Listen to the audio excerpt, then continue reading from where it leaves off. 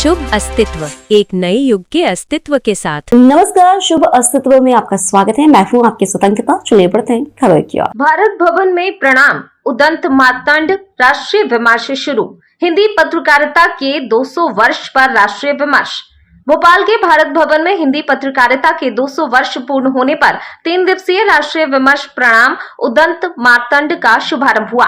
माखनलाल चतुर्वेदी राष्ट्रीय पत्रकारिता एवं संचार विश्वविद्यालय और वीर भारत न्यास के संयुक्त आयोजन में देश भर के पत्रकार, साहित्यकार और शिक्षाविद शामिल हुए। कार्यक्रम में हरिवंश आचार्य मिथिलेश नंदिनी शरण और डॉक्टर चंद्र प्रकाश द्विवेदी ने संबोधित किया। समारोह में प्रदर्शनी, लाइव कार्टून शो, पुस्तक लोकार्पण और सांस्कृतिक प्रस्तुतियां आकर्षण का केंद्र रहीं। 200 साल के इस ऐतिहासिक प्रसंग पर आज जो हमारे बीच में है, अयोध्या के आचार्य मिथिलेश नंदिनी शरण जी, मैं उनका हृदय से स्वागत करता हूं। और हमारे ही पत्रकार बिरादरी से, जिनका पूरे देश में नाम है, भारत सरकार के सूचना आयुक्त रहे हैं आदरणीय उदय माहुरकर जी, हमारे आग्रह पर यहाँ आए हैं, उनका मैं बहुत स्वागत करता हूँ। श्री जयशंकर बाबू पोंडिचेरी से आए हैं और 5 महीने पहले जब ये विचार आया कि उदंत मार्तंड के 200 वर्ष का प्रसंग मई में आने वाला है, तो भारत का अग्रणी मीडिया विश्वविद्यालय होने के नाते हमारा क्या कर्तव्य बनता है, हमारा क्या धर्म है। तो पहला विचार ये हुआ कि कोलकाता में जाकर ही प्रणाम किया जाए उदंत मार्तंड की जन्मभूमि को।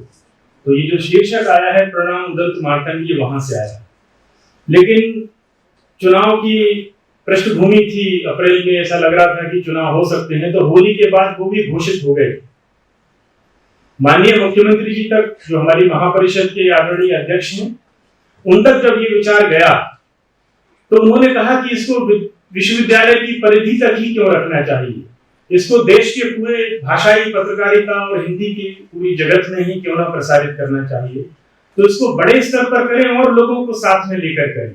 मेरा वक्तव्य शुरू करने के पहले मैं वंदन करूंगा जुगल किशोर शुक्ला जी को, उदंत मार्तंड के संस्थापक, और माखनलाल चतुर्वेदी जी को।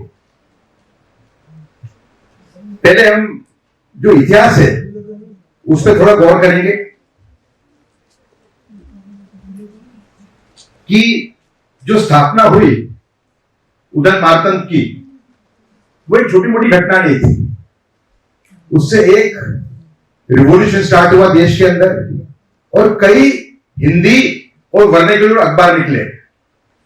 बनारस अखबार निकला, राजा शिव प्रसाद जी ने इसको 1845 के अंदर प्रकाशित किया था।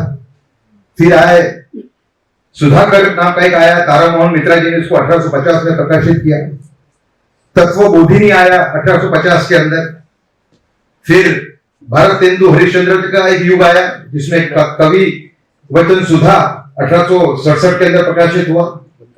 फिर हरिश्चंद्र मैगजीन आई 1873 के अंदर। फिर हिंदुस्तान आया 1867 में, और भारत मित्र आया 1870 के। फिलहाल इस खबर में इतना ही। आप बने रहिए शुभ अस्तित्व के साथ। नमस्कार।